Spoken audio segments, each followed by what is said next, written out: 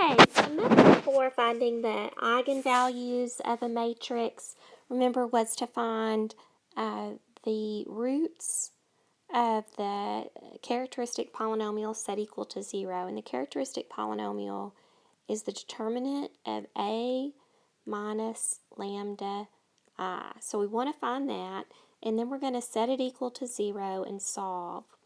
Okay, now a is the 7537, and we actually, to find a minus lambda times I, what we actually do is we take our matrix A and then we subtract lambda times the identity matrix. So it just looks like a matrix with lambdas along the main diagonal. And I guess I'll write that a little prettier. It's a 0 there.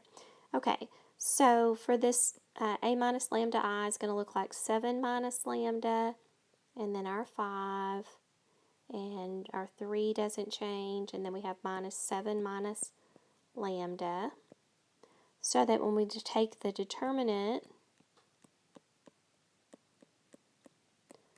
it's equal to 7 minus lambda times negative 7 minus lambda minus 15. And then we want to set that equal to 0. So we get negative 49, filling this out, minus 7 lambda plus 7 lambda, and then plus lambda squared minus 15 equals 0. So that's going to be lambda squared minus 64 equals 0, which gives eigenvalues of 8 and negative 8. And then for each of the, and just remember what that basically says is that if there is a vector x, so that when we multiply a times x, we're going to get the same thing as if we were to take lambda and multiply it times x. Okay, and so now that we've found what our two values of lambda are, 8 and negative 8, we need to find the x that's associated with that. And that was, why we did the process a while ago of,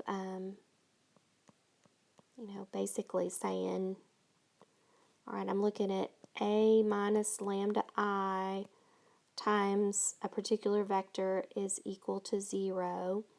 And we also specified, and this is part of the definition of eigenvector, is that x is non-zero. And so what we're actually doing is looking for a non-trivial solution to this equation. Well, remember, a non-trivial solution occurs when the determinant is equal to 0. So that's how that falls out. Okay, but once we have what our eigenvalues are, then we want to find the eigenvectors associated with that. So if lambda is equal to 8, then a minus lambda I is going to be, this same situation up here, but think about our 8s where the lambdas are. So a minus lambda I would be negative 1, 5, 3, and then negative 15. And to determine, so that's our a minus lambda I, and we want the solution to the equation a minus lambda I times x equals 0. So we set up an augmented matrix.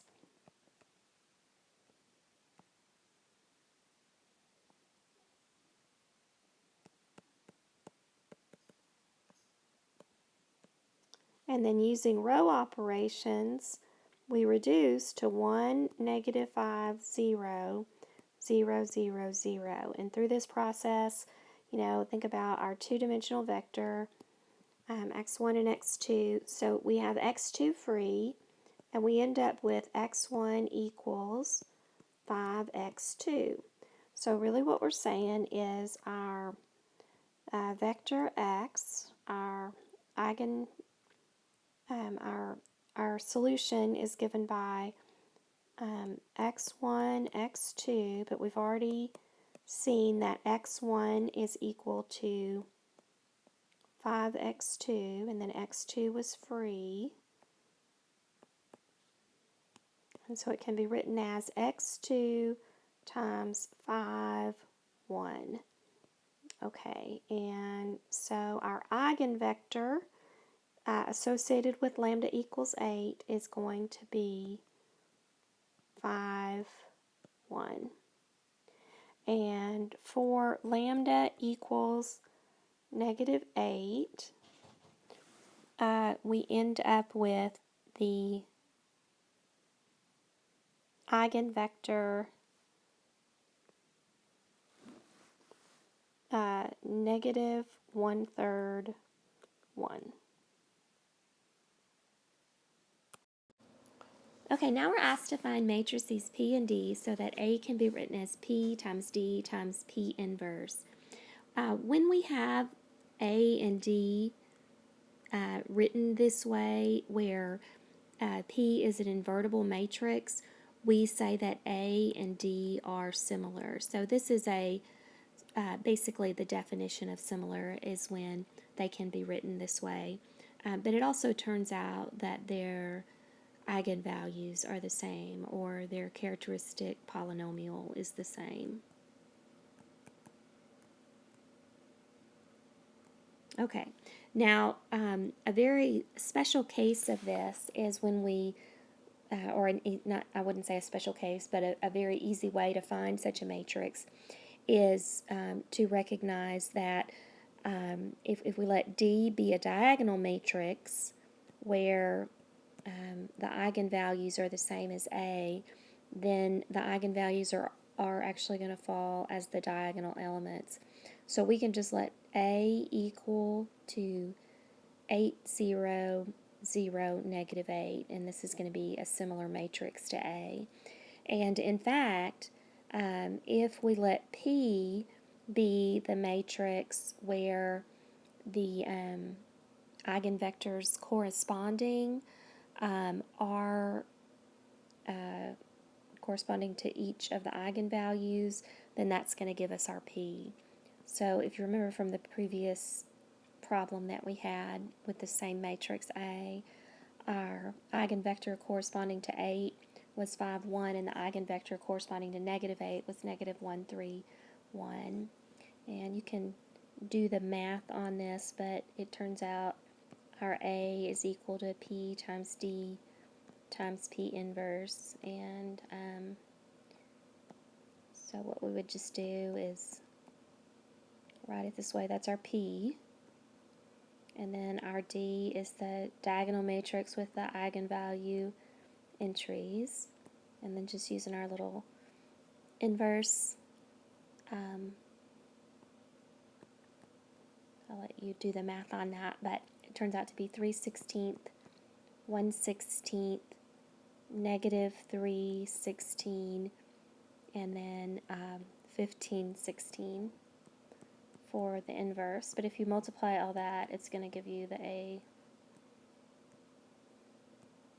So our invertible matrix, this is our P, and then this would be our D that is similar to A. Okay. There is a theorem, I think it's actually theorem 5 in your textbook, but this is the diagonalization theorem, and that's what we have demonstrated just now. But basically it says that our matrix A is similar to a diagonal matrix if it's got n linearly independent eigenvectors, and in this case our two independent eigenvectors, well, we had two, each of the ones that we found corresponding to the eigenvalues. One little trick that we get from the diagonalization is if we know that A is equal to P times D times P inverse, where D is a diagonal matrix, we actually can say A to the third then would be PD P inverse to the third power. And I'm going to write this out just so you can kind of see what goes on. we get PD P inverse times PD P inverse times P times D times P inverse. But you see what happens is P times D, and then this is the identity matrix, and so that's going to be just I, and then we have another D, and then here we have the identity matrix again, and then another D, and then times P inverse. And so we end up with P times D cubed times P inverse. But remember that D cubed, D was our diagonal matrix, and like, was it D was equal to 8, 0, 0, negative 8. And so we would just have to, in computing D, we would just have to cube the entries on the diagonal. Oh, that's not right. I started to say 64, but 8 cubed is 512.